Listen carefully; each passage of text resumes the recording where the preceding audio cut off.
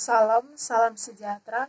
Perkenalkan, nama saya Evi Junaidinat Boho, NIM 2103030035. Saya mahasiswi Universitas Nusa Cendana Kupang, program studi Sosiologi kelas A semester 2. Di sini saya akan mereview buku pertama yang berjudul Max Weber From History to Modernity oleh Brian S. Turner. Buku ini berfokus pada penulis yang membahas mengenai analisis Max Weber tentang agama dan kapitalisme serta tradisi sosiologis yang dominan berkembang di Eropa. Buku ini ditulis oleh salah satu sarjana Weber terkemuka di dunia berbahasa Inggris yang menunjukkan kepada kita banyak sisi Max Weber. Buku ini memberikan panduan otoritatif untuk masalah saat ini dalam teori sosial, agama, rasionalisasi, tubuh, modernisasi, dan kapitalisme. Pembahasan pada bab pertama yaitu 1. Max Weber dan panik budaya postmodernisme. Max Weber telah lama dianggap sebagai tokoh utama dalam sosiologi sejarah. Memang, sosiologi Weber dapat diambil sebagai paradigma bagaimana melakukan penelitian komparatif dan historis dalam ilmu sosial. Dalam istilah tertentu, etika Protestan dan roh kapitalisme, Yudaisme kuno, kota, agama Cina, agama India, dan sejarah, ekonomi umum telah memberikan kontribusi besar bagi perdebatan tentang hubungan antara sejarah dan sosiologi. Skala kontribusi Max Weber terhadap pengembangan sosiologi historis dieksplorasi dalam bab 2 dan 6 dalam buku ini. Meskipun status Weber sebagai sosiologi sejarah tidak diperdebatkan, sayangnya pengaruhnya sering terbatas pada debat tentang metodologi atau asal mula kapitalisme rasional. Semakin jelas bahwa kedua fokus perdebatan ini tidak hanya terlalu sempit, mereka juga agak mendistorsi penerimaan sosiologi sejarah Weber. Semakin jelas bahwa sosiologi Weber didukung oleh filosofis yang jelas dalam masalah etika yang memahami sifat manusia dan tatanan kehidupan, yaitu bagaimana kondisi sosial tertentu memunculkan kepribadian. 2. Sejarah Max Weber, sebuah biografi karangan. Meskipun sejumlah tradisi teoritis yang berbeda bersaing untuk dominasi intelektual dalam apa yang dapat secara luas disebut ilmu historis, diperdebatkan bahwa tradisi ini masih pada kenyataannya dibagi antara Marxis dan warisan Weberian. Setelah membuat klaim itu, bab ini berkonsentrasi pada perkembangan baru-baru ini dalam historiografi Weberia untuk menunjukkan bahwa banyak divisi konvensional antara Marxis dan perspektif Weberian telah terkikis. Dalam ilmu sosial kontemporer, ada sejumlah paradigma yang berpengaruh dalam sosiologi sejarah, sehingga ada berbagai kontribusi besar dalam tradisi Marxis yang luas. 3. Islam, kapitalisme, dan tesis Weber. Dalam penyelidikan pandangan Weber tentang Islam ini, telah berusaha untuk menunjukkan bahwa kita secara masuk akal dapat memahami 4 tesis berbeda dalam karya Weber Sosiologi Peradaban. Atas dasar penelitian kontemporer dan diskusi teoritis, 3 tesis dapat diabaikan sebagai palsu atau secara teoritis lemah. Tesis Weberian tentang hubungan antara keyakinan, agama, dan kapitalisme. Tesis ini tidak dapat berhasil didamaikan dalam satu teori Weberian yang koheren tentang signifikansi sekuler dari doktrin agama. Karenanya, setiap upaya untuk menganggap Islam sebagai ujian kasus sosiologi Weber harus menjadi proses yang kompleks. 4. Asal-usul dan tradisi dalam Islam dan Kristen.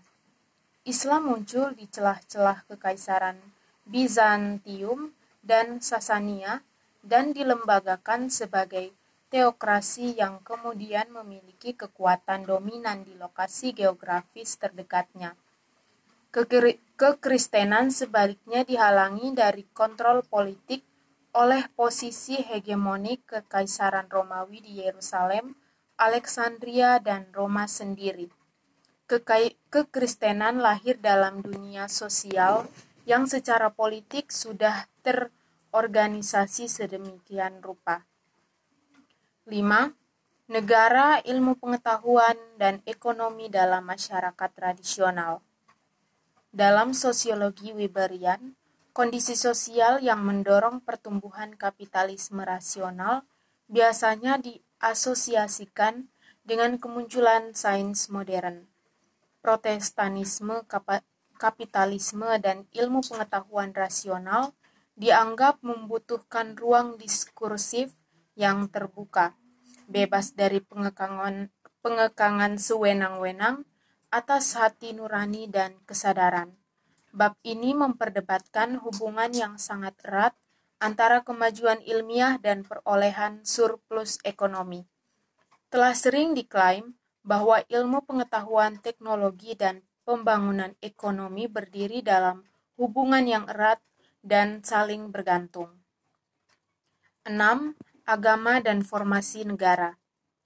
Para ahli teori sosial abad ke-19 mengatakan bahwa berbagai perspektif yang sama di mana diasumsikan dengan percaya diri bahwa pengembangan kapitalisme akan merusak basis sosial dan budaya agama tradisional. Seluruh etos budaya kapitalis dianggap tidak dapat ditiru dari akar kekristenan. Max Weber berasumsi bahwa penghancuran elemen tradisional dan karismatik dalam hubungan sosial pada akhirnya akan mengarah pada privatisasi semua praktik dan kepercayaan keagamaan. 7. Rasionalisasi tubuh, refleksi pada modernitas dan disiplin. Meskipun kesatuan tematik karya Max Weber telah banyak diperdebatkan, setidaknya ada beberapa kesepakatan bahwa proses rasionalisasi merupakan pemahaman proyek Weber. Sifat rasionalisasi muncul sebagai isu penting dalam sosiologi Weber tentang masyarakat modern di setiap titik penyelidikan sosiologinya. Studi yang ada perlakuan Weber tentang rasionalitas biasanya menarik perhatian pada sifat rasionalisasi yang paradoks dalam masyarakat manusia, terutama dalam kapitalisme.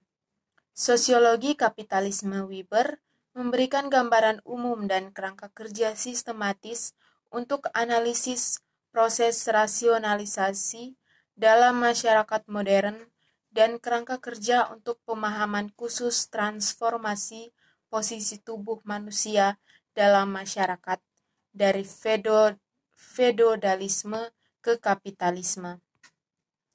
Weber memberikan banyak detail analisis pengetahuan, kekuasaan, dan disiplin yang diperlakukan sebagai perspektif tentang transformasi masyarakat Eropa di bawah dampak kapitalisme modern. Dia terutama peduli dengan perubahan dalam pengetahuan dan kesadaran, tetapi perspektifnya dapat diperluas dan disesuaikan dengan analisis regulasi tubuh dan populasi. 8. Politik tubuh, sekularisasi badan berdaulat. Dalam bab ini, tubuh diperiksa secara historis sebagai metafora ruang politik dan otoritas pemerintahan. Untuk memberikan lebih banyak cahaya teoritis pada pengembangan konsepsi kewarganegaraan kontemporer. Tujuan analitisnya adalah untuk mencapai perpaduan konseptual antara antropologi politik tubuh dan sosiologi politik tubuh. Tema tersebut diberikan oleh paradigma rasionalisasi Max Weber dengan modernisasi politik berdaulat dipindahkan dari tubuh suci raja ke tubuh abstrak negara. Bentuk-bentuk perwujudan kekuasaan ini menimbulkan pertanyaan tentang sifat dan tingkat rasionalisasi karisma, dan meskipun banyak yang telah menulis gagasan Weber tentang rutinitas karismatik, Perlakuan terhadap badan-badan politik ini berkontribusi pada pemahaman asli sosiologi politik Weber. 9. Rasionalisasi dan sosiologi uang, Simmel. Simmel lahir pada tahun 1858, dibesarkan di pusat budaya bisnis Yahudi Berlin. Simmel belajar sejarah dan filsafat. Meskipun ia menerbitkan banyak buku dan artikel, Simmel dikeluarkan dari posisi universitas yang berpengaruh sebagai akibat dari antisemitisme yang meresap pada periode itu, dan baru pada tahun 1914 ia akhirnya dipromosikan menjadi profesor penuh di Universitas Strasbourg. Simmel adalah objek prasangka antisemit dan pendukung kuat perjuangan nasionalis dalam Perang Dunia Pertama. Simmel meninggal pada tahun 1918 karena kanker hati. 10. Masalah legitimasi negara. Apa yang disebut masalah ketertiban sosial, khususnya masalah ketertiban Hobbesian, sering dianggap sebagai masalah formatif sosiologi klasik. Pencarian akar utama dari konsensus sosial dan integrasi masyarakat telah mendominasi banyak cabang teori sosiologi. Namun, dalam sosiologi analisis landasan tatanan sosial dan politik seringkali tampak membentuk disiplin itu sendiri. Sejarah sosiologi secara khas ditulis sebagai sejarah solusi teoritis atas pertanyaan tentang bagaimana masyarakat itu mungkin. Bagian terakhir dari kesimpulannya yaitu buku ini akan menjadi bacaan penting bagi siapapun yang tertarik pada klaim Max Weber bahwa tujuan sosiologi harus menjelaskan apa yang berbeda tentang saat kita hidup. Demikianlah pembahasan singkat mengenai buku From History to Modernity yang dapat saya sampaikan. Sekian dan terima kasih.